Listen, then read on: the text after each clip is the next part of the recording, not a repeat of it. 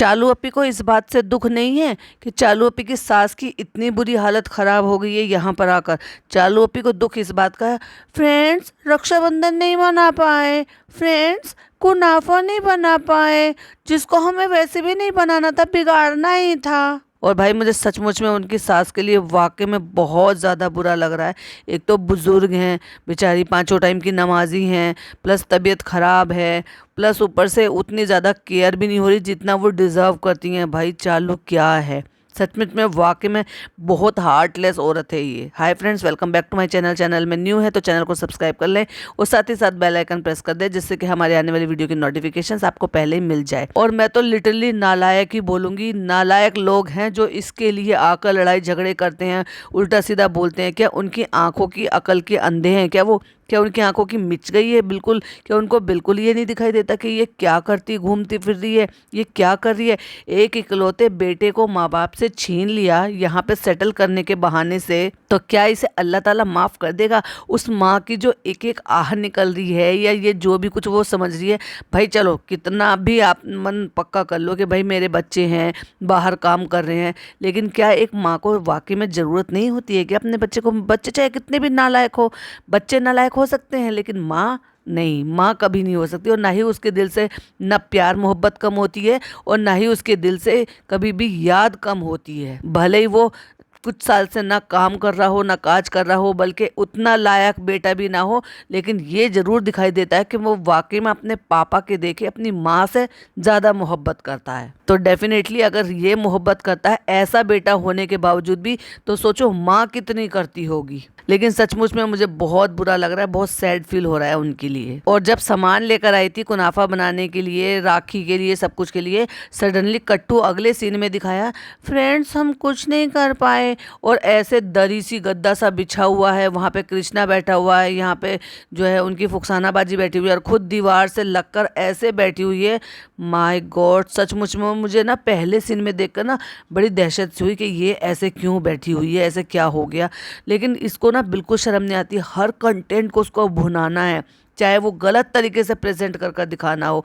क्या आपको भी ऐसा ही लगा, मतलब अजीब सा लगा कि ज़्यादा कंडीशन ख़राब है, ऐसा क्या हो गया जो ये ऐसे बैठी हुई है? कुछ भी कहो, है बहुत ज़्यादा बेशरम औरत, बहुत ज़्यादा। और 34-35 साल की उम्र होने के बावजूद भी ना इसमें प्यार, ममता, मोहब्बत, औरत वाली चीज़ आई ही नहीं है, क्योंकि अपने आप को औरत नहीं समझती ना, बच्ची समझती है। अरे चलो बच्ची भी सही, तो क्या बिल्कुल भी फीलिंग नहीं होती है क्या? चलो मान ले जाए, चलो ये अपने आप को कम उम्र की समझती है, तो क्या उनमें फीलिंग नाम की चीज़ नहीं होती है? प्यार मोहब्बत नहीं होती, ममता नहीं होती है? अपनी माँ से तो बहुत ज़्यादा करती है, तो अभी फरनी की माँ से इतनी ज़्यादा क्यों नहीं करती? क्यों सारे काम धाम छोड़कर क्यों उनके पास नहीं बैठ रही है? क्यों उनके साथ टाइम स्पेंड नहीं कर रही है? क्यों उनकी तबीयत खराब में देख रेख नहीं कर रही? इधर उधर मटकना, भागना, एड प्रमोशन करना, ये करना, बाथरूम में घुस घुस के वॉइस ओवर करना, अम्मा सो गई हम नीचे आ गए। भाई अम्मा सो के भी हो गई हैं, पति के पैर दबा सकती हो लेकिन अम्मा के हाथ पैर नहीं दबा सकती, अम्मा के साथ नहीं बैठ सकती। जब मत बनाओ ना व्लॉग, किसने कह दिया है?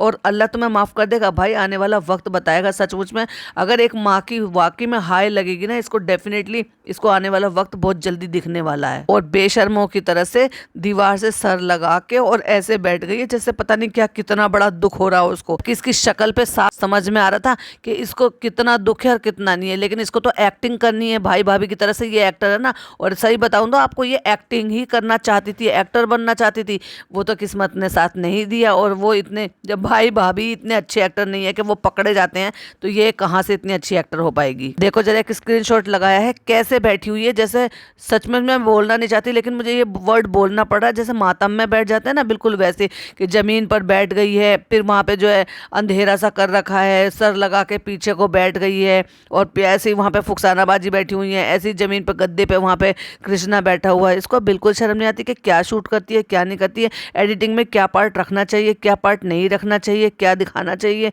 क्या नहीं दिखाना चाहिए। अपने कंटेंट के लिए इतनी पागल हो चुकी है ये। कट्टू अगले सीन में इसकी जो चेहरे पे फिर वापस से वही स्माइल आ गई है ये देखो ये हम लाए थे राखी, ये लाए थे हम मिठाई, और ये देखो अब हम कल रक्षाबंधन मना लेंगे।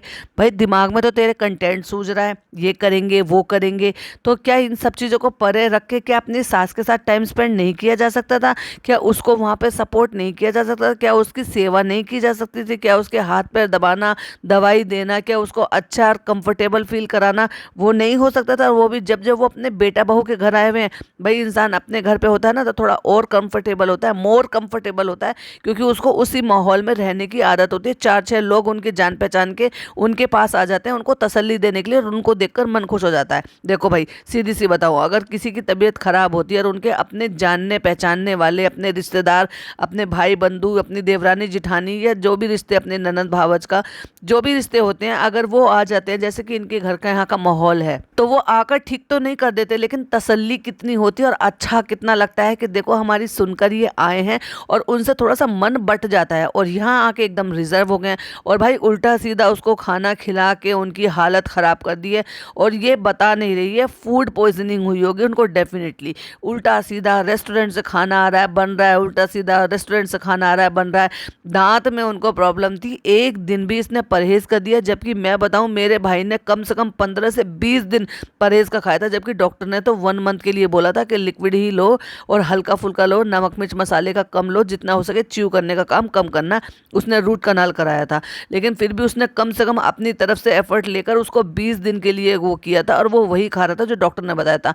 सेमी लिक्विड ही बना के दलिया ले रहा था, ओट्स ले रहा था, दलिया ले रहा था, खिचड़ी ले रहा था पतली पतली, जिसमें दाल ज़्यादा होती है और चावल कम होते हैं, क्योंकि चावल बादी करते हैं। और भाई इनके यहाँ पे तो मैंने एक बार भी ये देखा ही नहीं है कि ये किस तरह से उनको जो है परहेज का खाना खिला रही है, बता रही है, ये कह रही है फुकसानाबाजी ये मत दो अम्मा को, ये नुकसान देगा, ये नहीं देगा। 3 दिन आपने लगातार ये देखा कि लगातार वो 3 दिन दांतों के लिए गई हैं, तो दांतों के लिए परहेज नहीं दिया। कोई भी चीज़ें होगी वो कहीं ना कहीं तो देखो इफेक्ट करेगी ना, अगर आप उसके अपोजिट जाओगे तो। और यही सेम कंडीशन उन्होंने उनके पेट के साथ की।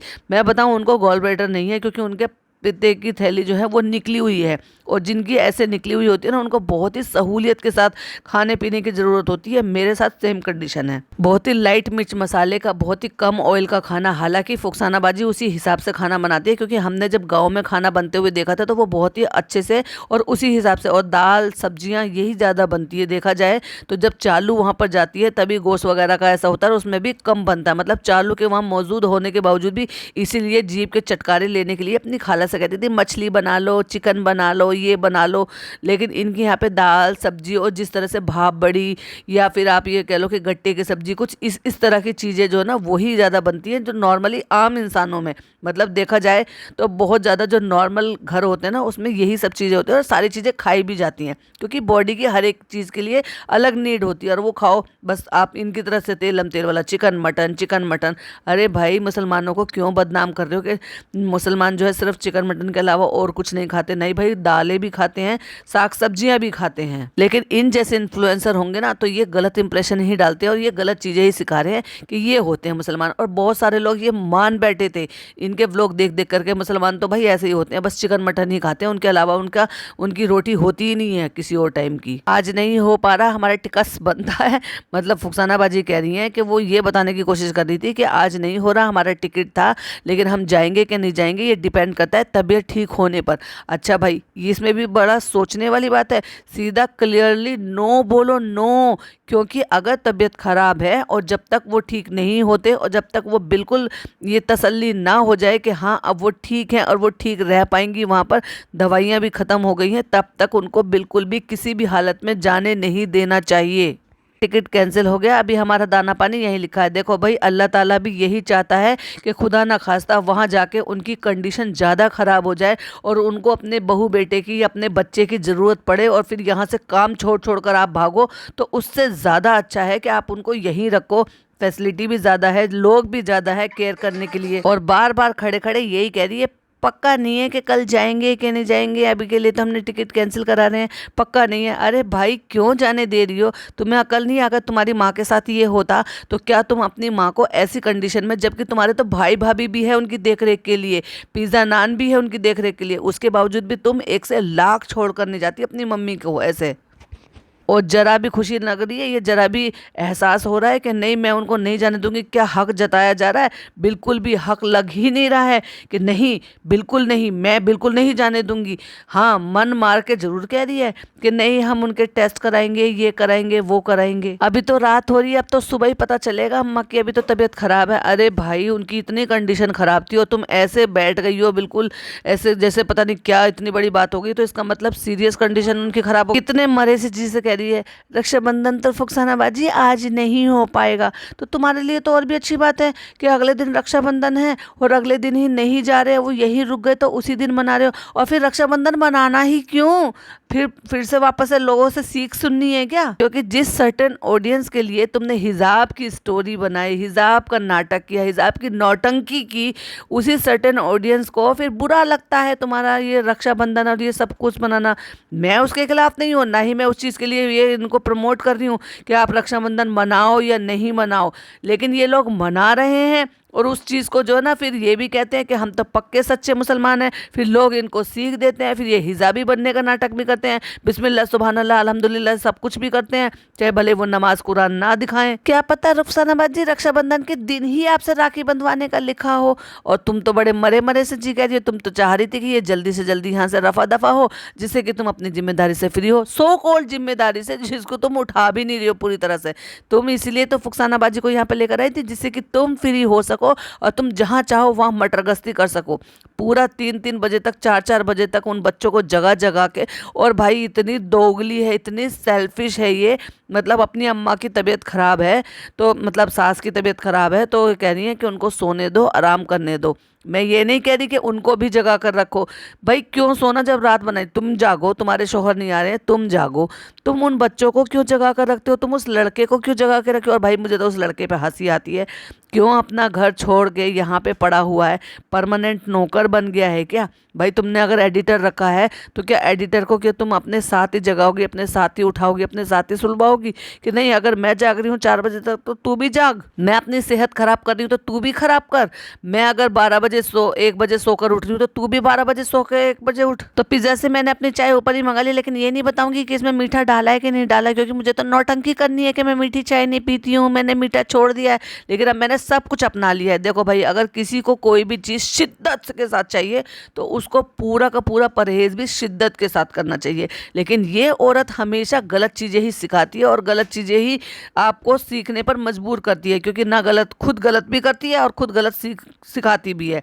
जैसे कि अब ये बच्चे के लिए तड़प रही है कि हमें बच्चा चाहिए, दिन रात दुआ करने को कहती है, दिन रात सुनने को मिलता है कि अल्लाह हमें भतीजा जल्दी से दे दे, चाहे फिर वो इनकी काम वाली हो, चाहे इनकी माँ हो, चाहे फिर इनकी नानी हो, चाहे फिर इनकी सास, ये उम्मीद करती हो।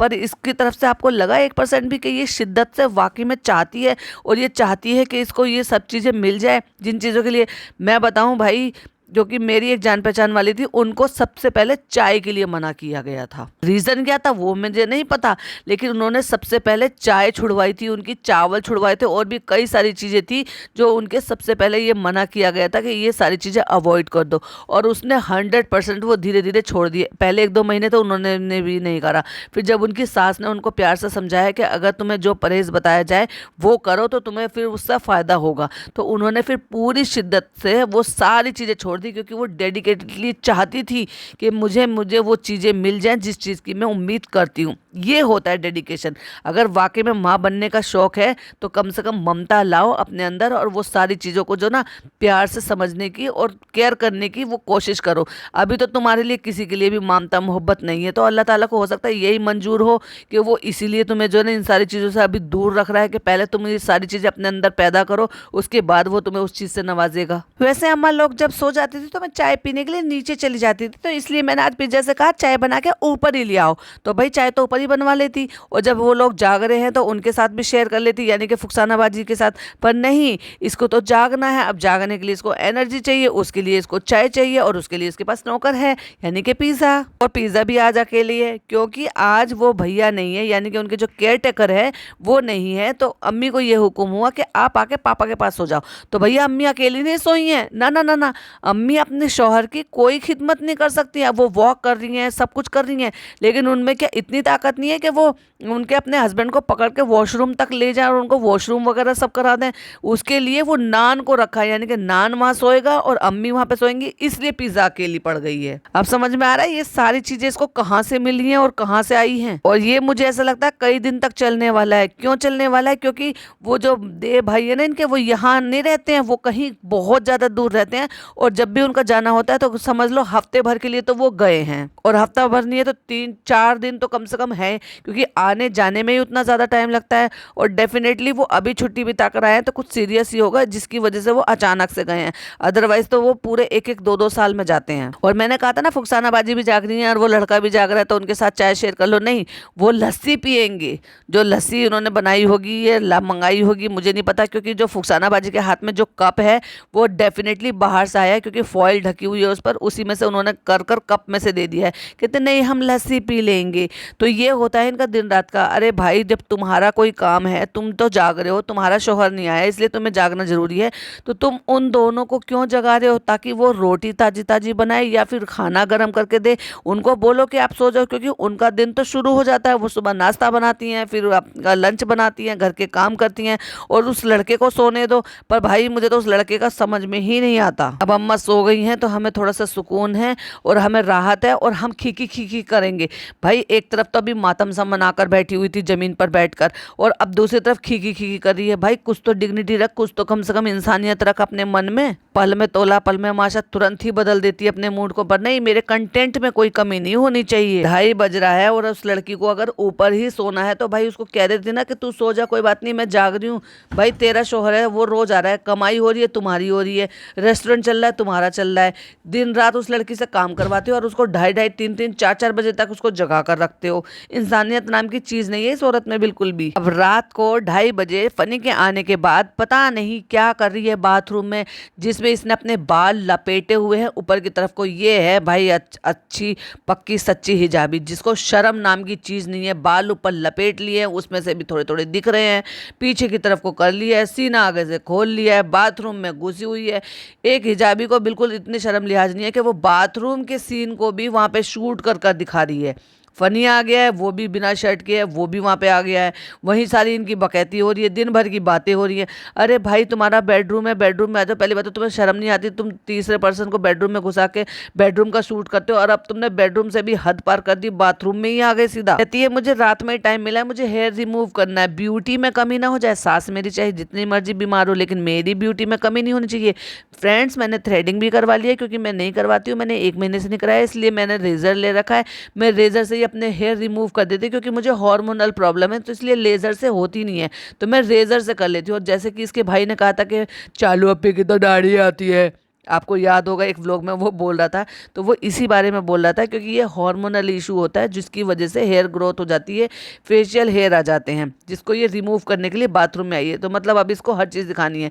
अगर यही सारी चीज़ें, आप मुझे एक बात बताइए, अगर ये सारी चीज़ें बिना कैमरे के होती तो कोई प्रॉब्लम थी? नहीं, मगर इसको ये दिखाना है, शूट करना है, कंटेंट के नाम पे कुछ भी ऊल जलूल दिखाएगी। अभी ये कल हमें टाइम नहीं मिलेगा, क्योंकि कल अम्मा को हो सकता है हॉस्पिटल लेके जाना पड़े। मतलब अभी तक भी इसका डिसाइड नहीं है कि कल हॉस्पिटल लेके जाना पड़े या कल मैं इनको वापस से भेज दूं। आज का दिन लेकिन आज बहुत था टेंशन वाला। तो देखो उसको टेंशन हो रही है, उसके चेहरे पे भी दिखाई दे रही है कि उसको अपनी माँ के लिए कितना ज्यादा प्रॉब्लम हो रही है। हालांकि वो भी काम में बिजी था और उसके बावजूद भी वो टेंशन ले रहा था, लेकिन ये खी हंसने से इसको फुर्सत नहीं थी, कंटेंट शूट करने से इसको फुर्सत नहीं थी, और सिर्फ दिखावे के लिए कि अम्मा बीमार है फ्रेंड्स, फिर हम यहाँ पे बैठ गए। बस थोड़ी देर के लिए इसकी आवाज़ को चोट लगी और ये बैठ गई है वहाँ पे जमीन पर आलती पालती मारकर, ऐसे जैसे शौक मनाने के लिए बैठी हो, क्योंकि अम्मा ठीक हो रही है। फिर वो कह रही है हम जाएंगे, फिर 10 मिनट में उनकी तबीयत खराब हो रही है, फिर अम्मा कह रही है हम ठीक हैं, फिर अम्मा कह रही है हमारी तबीयत खराब है।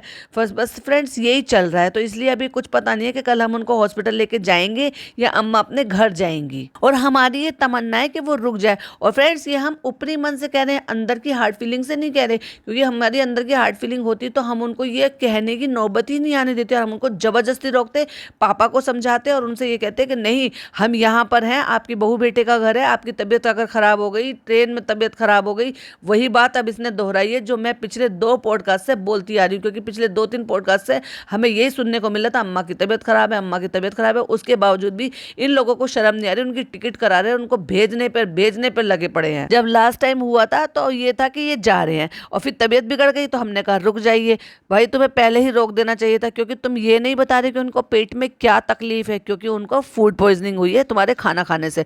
और जब फूड पॉइजनिंग होती है वो लंबा टाइम लेती है और उसमें ऐसे ही होता है, पेट में दर्द तकलीफ ये सब चीज़ें होती हैं और वो इतनी आसानी से ठीक नहीं होता, क्योंकि इन्फेक्शन जो होता है वो अपना खुद का टाइम लेता है उसको रिकवर करने का, प्लस मेडिसिन आपकी साथ साथ चलती रहती है। और फिर ये भी पता चल गया इसको कि डॉक्टर 4 दिन अभी बीच में नहीं थे, तो इसको तो बड़ा बुरा लगा होगा, ओफो अब 4 दिन और रुकेंगे। ये थोड़ी सी जैसी वो ठीक होती है फिर वो कहती है क्योंकि पापा का भी वो धान लग रहा है, ये लग रहा है, मतलब इसको ये भी नहीं पता कि धान है क्या नहीं है। और मैं आपको बताऊं कि वो जो कटाई का टाइम होता है वो निकल चुका होता है। जुलाई जो होता है ना, जुलाई में कटाई के टाइम होते हैं, बहुत सारे लोगों के होते हैं, और जिसमें फिर उसके बाद कटाई हो जाती है, उसके बाद नई फसल लगानी होती है, तो उसमें उनके पास बहुत सारे लोग अवेलेबल हैं। तुम्हारे पापा को खुद से धान नहीं लगानी है, हाँ, लेकिन उनका मौजूद रहना जरूरी है। लेकिन आप ऐसा कर सकते हो कि आप पापा को भेज सकते हो किसी के साथ में, इतने सारे यार दोस्त है, किसी का भी टिकट करा दो, वो आ जाएंगे, वो पापा को ले जाएंगे।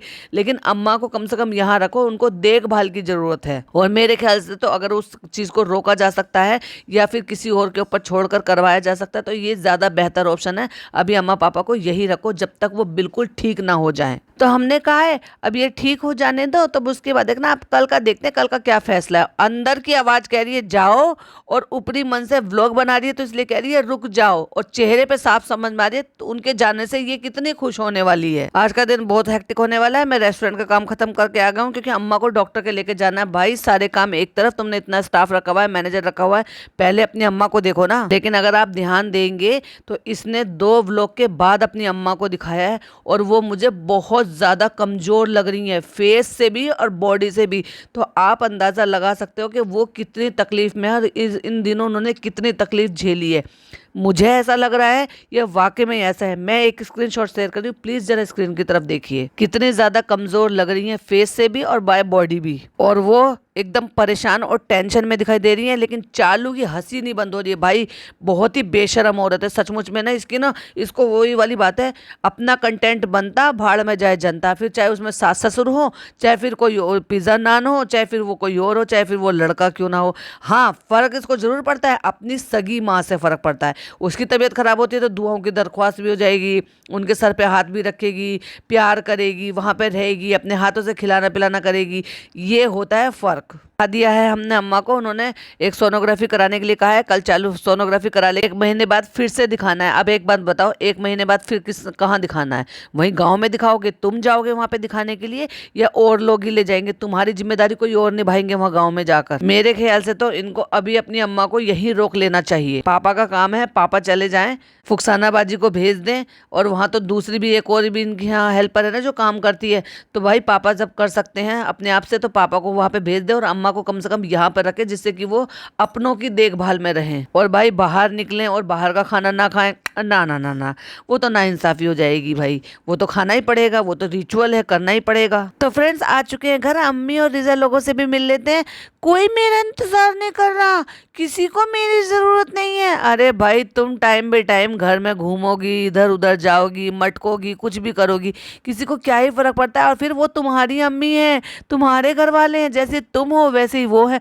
तुम्हें अपनी सास की परवाह नहीं है तो वो तुम्हारी हो, तुम्हारी सास की क्यों परवाह करेंगे? तुम्हें करनी चाहिए ना। तो वो ये सोच रही थी, एक्सपेक्ट कर रही थी कि मैं हॉस्पिटल से उनको दिखा कर आई हूँ तो ये मुझसे आके पूछें क्या बताऊँ क्या नहीं करूँ, ये मुझसे आके ये सारी चीजें पूछें। भाई भूल जाती हो तो कि तुम खुद उनकी अंडर ट्रेनिंग में रही हो। उन्होंने कभी खुद अपनी सास की नहीं की, अपनी नंदों की नहीं की, तो वही वो उन्होंने तुम्हें सीख कहाँ दी है कि तुम्हें भी करना है कि नहीं करना है? उनको फर्क नहीं पड़ता है। और वो आज भी वो यही उसी चीज पर चल रही हैं। इनकी सास बेचारी किस कंडीशन में वहां पे गुजरी थी, किस हिसाब से वो तड़प तड़प के अपने बेटे को देखने के लिए अपनी आंखें तरसती हुई आंखों से इस दुनिया से चली गई। लेकिन मजाल इस औरत ने कोशिश की हो कैसे भी करके, तो वही सीख इन्होंने तुम्हें दी है। हाँ, अगर तुम ये देखती कि मेरी अम्मी क्या कर रही हैं तो तुम्हें वो अच्छी सीख मिलती, क्योंकि यही तो होता है घर में, बच्चे जो है बड़ों को देखकर ही तो सीखते हैं, अपने अम्मी पापा को देखकर सीखते हैं, अपने बड़े भाई बहनों को देखकर सीखते हैं। तो जो तुम देख रही हो वही तुम अपना रही हो। एक दिन देखो भाई ऐसा भी वक्त आएगा कि जब हो सकता है उनका भी वक्त आए और उनको भी उनका बेटा नसीब ना हो और ये वही इतिहास को दोहराए जो इसकी अम्मी ने किया है, क्योंकि ये भी नहीं जाने देगी किसी भी कंडीशन में। आपको पता है ना, ये कितनी बुरी औरत है कि ये किसी भी वक्त जो है ना वहां जाने के लिए खुश होती नहीं है। इसको जो ना दौरे पड़ने शुरू हो जाते हैं, इसको जो है एंजाइटी अटैक आना शुरू हो जाता है वहां जाने के नाम से ही। किसी को इंतजार नहीं था मेरा, आपको भी इंतजार नहीं था? क्यों, तुम कहीं की महारानी हो? चलो मैं जा रही हूँ घर छोड़ के। कहाँ जाएगी घर छोड़ के? अम्मी को बहुत अच्छी तरीके से पता है, मुल्ला की दौड़ मस्जिद तक और तेरी अपनी छत तक। और तू कहाँ ही चली जाएगी? तू शादी करके तो तू गई नहीं, अब तो तू खैर कहाँ जाएगी? तो भाई सही बात है, अम्मी भी समझ गई है तो छोड़ दे ये नौटंकियां। अब आके सारी इन्फॉर्मेशन देनी है, अल्ट्रासाउंड कराना कल कहाँ होगा, मीरा रोड पे करा लेंगे, ये करा लेंगे। अब अम्मी को थोड़ी सी हुई कि चलो भाई मैं भी जानकारी ले लूं कि क्या हुआ क्या नहीं हुआ। अब कट लगा है तो इसने डेफिनेटली कहा होगा, अम्मी पूछो तो सही मेरे सास के बारे में, वरना मेरे फ्रेंड्स लोग कहेंगे कि ये कैसी अम्मी है, अपने समधन के बारे में भी नहीं पूछा। उनका कंटेंट भी चोरी कर रही है, मतलब उनके कंटेंट को भी हाईलाइट कर रही है। वो छुपा के कुछ लेकर आए हैं कि कृष्णा और नान कहीं बाहर गए थे और फ्रेंड्स देखते हैं वो कहाँ गए थे, और वो लेने के लिए गए थे इसके राखी बंधन के लिए कुछ सामान। वो छुपा के लाया है अपनी बहन को सरप्राइज करने के लिए, लेकिन अपना कंटेंट तो कंटेंट है, दूसरे का कुछ नहीं। उसके पीछे पीछे कैमरा लेके भाई ये कमरे तक और बाथरूम तक गई है, वो छुप रहा है, उसने दरवाजा बंद कर लिया। ये वो है इसमें, मतलब बच पाने की हद होती है। और देखो भाई फिर आ गई है रेस्टोरेंट, फनी को फिर से बुला लिया। ये औरत ना रेस्टोरेंट चलने देगी भाई, ना उसको काम करने देगी। तो भाई देखो एक स्क्रीनशॉट लगा रहे हैं, जरा स्क्रीन की तरफ देखो।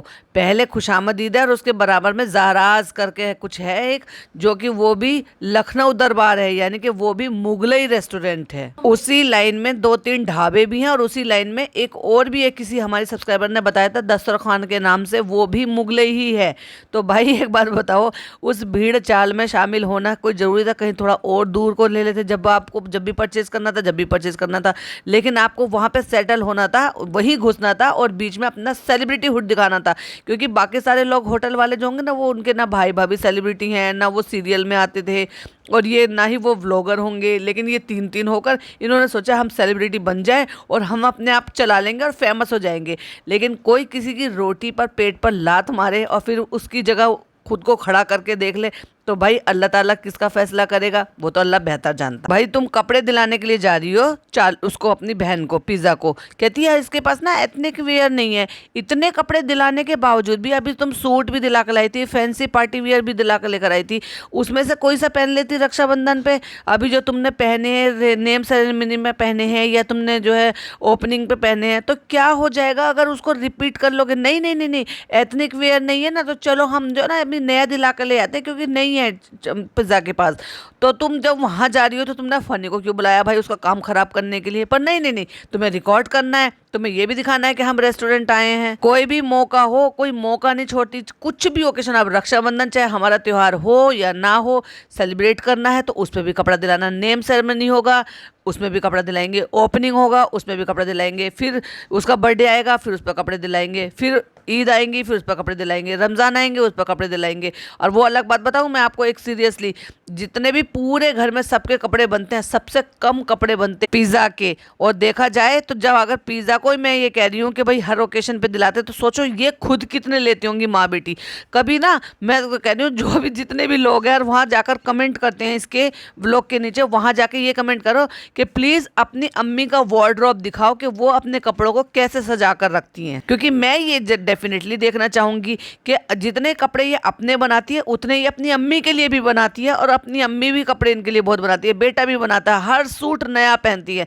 ये कई बार रिपीट कर लेती है लेकिन अम्मी इनकी रिपीट नहीं करती हैं। तो मुझे ये देखना है कि वो कैसे ऑर्गेनाइज कर रखती हैं अपने कपड़ों को। देखो पिज़्ज़ा को दिलाने के लिए लेकर आइए, लेकिन साथ में अम्मी को लेकर आइए। क्यों? क्योंकि अम्मी को भी कुछ पसंद आएगा तो अम्मी भी अपने लिए कुछ। तो फाइनली हमें 1-2 चीजें यहाँ पे पसंद आ गई हैं। देखो आई थी, क्या कह के आई थी, हम पिज़्ज़ा को एक ड्रेस दिलाने के लिए लेकर जा रहे हैं, लेकिन 4 लेकर जाएगी और 2-3 अपनी लेकर जाएगी और 2-4 अम्मी की भी लेकर जाएगी। अम्मी को भेज दिया है कार से, खुद को मार्केट में अभी राखी लेनी है, ये सब कुछ करना है, तो घूमना है, बाजार में कंटेंट शूट करना है। तो चलो अम्मी आप थक जाओगी, अम्मी आप चले जाओ, हम आ जाएंगे ऑटो से। चलो फुकसानाबाजी के लिए चूड़ी ले लेते हैं, ये कर लेते हैं, वो कर लेते हैं। ये सब कंटेंट बनाने के लिए था, क्योंकि अब तक 15-20 मिनट का इसने कंटेंट बनाना होता है, लेकिन इस बार इसने 22 मिनट का डाला है। देखो इंसानियत दिखाने के लिए, जिसमें नाम भर की भी इंसानियत नहीं है, इंसानियत दिखाने के लिए कह रही है। सब लोग सामने वाली शॉप से ले रहे थे, हमने सोचा हम इन वाली आंटी से भी ले लेते हैं जो जमीन पर बिछाकर बैठी हुई है। एक आंटी जिनकी दुकान नहीं है, उन्होंने सड़क पर लगाई हुई है, कि उनसे ले लेते हैं इंसानियत दिखाने के लिए। और फिर कट्टू अगले सीन में वापस सामने वाली दुकान पे पहुंच गई। ये है इसकी इंसानियत भाई, इंसानियत नहीं नौटंकी। तो फ्रेंड्स मैंने इतनी हिम्मत दिखाई कि मैं 7th फ्लोर तक सीढ़ियों से चलकर आई, क्योंकि थोड़ी थोड़ी मेहनत करनी पड़ेगी। ओह माय गॉड, जाग गया अंदर से इसका फिटनेस वाला फिर से वो कीड़ा। अब कर लेते हैं डिनर, गर्मी लग रही है हमें, और उसके बावजूद भी हम नहाएंगे नहीं, वरना हम नहाएंगे तो हमारा थोड़ा सा वजन कम नहीं हो जाएगा? अगर हम नहाएंगे बॉडी थोड़ी घिस नहीं जाएगी? इसलिए हम नहाएंगे नहीं फ्रेंड्स। हमें चाहे कितनी भी गर्मी लग रही हो, कितना भी पसीना आ रहा हो, बरसात का ह्यूमिडिटी का मौसम हो, लेकिन हम नहीं नहाएंगे, क्योंकि हमें पानी बचाना है ना फ्रेंड्स। पहले हम डिनर करते हैं, और जो हमने फैली हुई प्लेट में इतनी पतली दाल है, और दाल में एक सिंगल दाना भी नहीं दिखाई दे रहा है। हाँ, लेकिन उसमें साबुत लहसुन जरूर दिखाई दे रहा है। देखो जरा एक स्क्रीनशॉट लगाया है, ये कैसी दाल है भाई? उसमें रोटी रखी हुई है, और कटोरी में दाल क्यों नहीं खाते जिसको स्पून से खाई जा सके? दाल तो ज़्यादा से ज़्यादा खानी चाहिए, रोटी भले ही कम खाओ, लेकिन दाल और सैलेड बहुत अच्छे से खाओ। लेकिन ये भाई तली हुई मिर्ची इसने प्लेट में रखी हुई है, प्लस इसने रोटी रखी हुई है, और उसी रोटी में पतली सी फैली हुई दाल रखी हुई है, जो कि दाल कम, और दाल का जो लिक्विडी पानी होता है ना, जो उनको बताते हैं, जैसे जिनको थोड़ी सी प्रॉब्लम होती है तो उनको कहते हैं लिक्विडी दाल बना कर लेना, या फिर यूँ कह दो कि बच्चों के लिए जो पतली पतली सी दाल बनाते हैं वैसी दाल। पता नहीं इन लोगों को सहूर है क्या नहीं है, प्लेट में, फैली हुई प्लेट में ये लोग दाल खाते हैं। कैसे भर के खा लेंगे? जब तक दाल को निवाले में भरकर ना खाओ तब तक मजा कहाँ आता है। देखो जरा एक स्क्रीनशॉट लगाए, जरा स्क्रीन की तरफ देखो, दाल की रंगत देख लिया। और ये भी देखो कि सर्व कौन कर रहा है, इनकी अम्मा सर्व कर रही है। फिर से स्क्रीनशॉट लगाया, जरा स्क्रीन की तरफ देखिए। अम्मा बीमार है तो अम्मा की सेवा करने के बजाय अम्मा खाना सर्व करके दे रही है इस बेशरम औरत को। और साथ में आप देख रहे हो ना, कटोरा भर के मिर्चें रखी हुई हैं भुनी हुई। और हाँ, भुनी हुई मिर्चों से याद आया, मैं लगातार 2-3 दिन से भून रही हूँ, क्योंकि मेरी बुआ सास आई हुई हैं और उनको बहुत पसंद है दाल के साथ ये वाली मिर्ची खाना। और मेरा क्या तरीका है वो आप मेरे चैनल पर देख सकते हैं। अगर आपको डेडिकेटेड वीडियो चाहिए तो प्लीज़ मुझे कमेंट में जरूर बताइएगा, मैं डेडिकेटेड वीडियो पर्टिकुलरली सिर्फ मिर्च भूनने की ही अलग से डाल दूंगी। हालांकि मैंने व्लॉग में डाली हुई है, वो टाइटल डाला हुआ मेरी बुआ की बनाई हुई मिर्चें। तो भाई ये नीचे आ गई है, अम्मा को दवाई खिला दी है और डिनर करा दिया है, जो कि अम्मा ने खुद सर्व करके इसको खिलाया है उल्टा। और देखो उसके बावजूद भी ये प्रोटीन पाउडर पी रही है, हाथ में शेकर है, और खाना खाने के बावजूद भी ये प्रोटीन पाउडर पी रही है। ओह माय गॉड, जो पाउडर होता है ना, ये मील रिप्लेसमेंट होता है, वो खाने को उससे प्रोटीन पाउडर से बदल देता है, और ये खाना खाने के बाद इसको पी रही है। और ये वही है जो इसके भाई भाभी पी रहे हैं, और ऊपर से आ रहा है इसके लिए वो बन कर। तो चलो भाई अब हम आराम करेंगे और हम अपना कुनाफा बना लेते हैं। बनाना तो हमें है नहीं, हमें बिगाड़ना है, क्योंकि हमारी रेसिपी ही यही होती है कि हमें बिगाड़ना होता है। तो कह रही थी ना कि हमने किसी की रेसिपी में देखा अच्छा बन गया तो उनका नाम बता देंगे, नहीं तो उनका नाम खराब नहीं करेंगे। उनका तो फ्रेंड्स बहुत अच्छा बन गया था, और ये जो इसने पकाया था, ये जो भी कुछ करा था ना, वो सारा कच्चा था, और उसका पीसेस भी नहीं कट रहे थे, मतलब वो प्रॉपर तरीके से सेट भी नहीं हुआ था। बना लिया, बिगाड़ दिया, फनी को खिला दिया, मेहंदी लगा ली, और उसके नाम के आगे कोई कंटेंट था ही नहीं। मेहंदी के ऊपर भाई इसने पूरा 5 मिनट खींचा है। कृष्णा को आता है भाई, वो हर चीज़ में प्रो है, वो हर चीज़ आती है। तुम्हें क्या आता है? उसे डब्बा बनाना आता है, उसे पैकिंग करना आता है, उसे फास्ट काम करने आता है, उसे मेहंदी लगाने आती है। तुम्हें क्या आता है? तुम्हें शर्म नहीं आती? वो तुमसे आधी उम्र का है, उसको सब कुछ आता है, और तुम उससे आधी उम्र ज़्यादा हो, फिर भी तुम्हें कुछ भी नहीं आता है। दूध डाला, अब हम डालेंगे कॉर्नफ्लावर, ओए, और गिरा दिया। और कॉर्नफ्लावर की एक खासियत है, अगर आप उसको गलती से, अगर उन्होंने आपने इसको स्क्वीज कर दिया, बेच दिया उस पैकेट को, तो वो ज़रूरत से ज़्यादा बाहर फैल जाता है, मतलब गिर जाता है। अम्मी ने मेरे आने से पहले अपना सारा सामान उठा के रख दिया है, अम्मी को इसलिए तो पसंद नहीं है। और ये देखो, मेरे पास से दिखाओ मैंने कितना सारा फैला दिया। नहीं, बड़ी हो गई है, लेकिन बिल्कुल भी सहूर नहीं है कि क्या काम कैसे करना चाहिए, किस हिसाब से करना चाहिए। मेजरिंग के नाम की कोई चीज होती है, बॉटल से वो उड़ेला है, जो एसेंस होता है वो इतना ज्यादा डाल दिया, कह रही इतना सा डालता है ये पिज्जा ने आके बताया कितना डाला, कह रही मैंने तो ऐसे ही डाल दिया। क्यों डाल दिया भाई? जब तुम्हें अंदाजा नहीं है तो तुम डाल ही क्यों रही थी? तुम्हें स्पून यूज करना चाहिए था ना, पर स्पून तो हमें यूज करना नहीं है फ्रेंड्स। और जैसे हम बनाने आए, एकदम से अम्मी का मूड बिल्कुल ऑफ कि आ गई फिर से गंदा करने के लिए। तो भाई तुम जैसा कोई भी होगा ना, उससे हर कोई किलसेगा, फिर चाहे वो खुद की सगी माई क्यों ना हो, क्योंकि आदत से वाकिफ है ना तुम्हारी कि तुम क्या क्या करने सकती हो और किस हद तक तुम उनका काम फैला सकती हो। फ्रेंड ये नहीं हो रहा, फ्रेंड वो नहीं हो रहा, उनका तो ऐसे हो गया था, फ्रेंड उनका ऐसे हो गया था। न ढंग से बनाया, न ढंग से पकाया, उसको आधा पका हुआ ऐसे ढंग से हुआ नहीं था कि फ्रीज में रख के उसको खिलाती है। और फनी कहता है वैसे तो बहुत अच्छा बना है लेकिन ये तुम्हारा कच्चा है। उसको भी बहुत अच्छी तरीके से पता है कि तुमने बिगाड़ दिया, अभी ना सही लेकिन अभी कुछ टाइम बाद सही, क्योंकि फनी की तो आदत है, जब व्लॉग शूट का हो रहा होता है तब वो सच नहीं बोलता है, लेकिन जब कुछ और मैटर पे इस टॉपिक पे बात हो रही होती है तो उसके मुंह से अचानक से सारी सच्चाई निकल जाती है, जैसे कि पिज्ज़ा के केक के बारे में निकली थी। तो इसके बारे में भी वो तुम्हें सच बता ही देगा वक्त आने पर। चलिए तो भाई इसी के साथ पॉडकास्ट को एंड करते हैं, क्योंकि अगला व्लॉग जो इसका आने वाला है वो रक्षाबंधन का आने वाला है। फिर देखने वाली बात यह है कि लोग कितनी सीख देते हैं। कमेंट बॉक्स पर नज़र रखिएगा, आपको बहुत ही अच्छे अच्छे कमेंट सुनने के लिए देखने के लिए मिलेंगे। आपकी क्या ओपिनियन है प्लीज़ कमेंट में जरूर बताइएगा। वीडियो पसंद आए तो लाइक शेयर कीजिएगा, चैनल पर पहली बार आए तो सब्सक्राइब कीजिएगा। मिलती हूँ नई वीडियो में, टिल देन बाय बाय, अल्लाह हाफिज़, टेक केयर।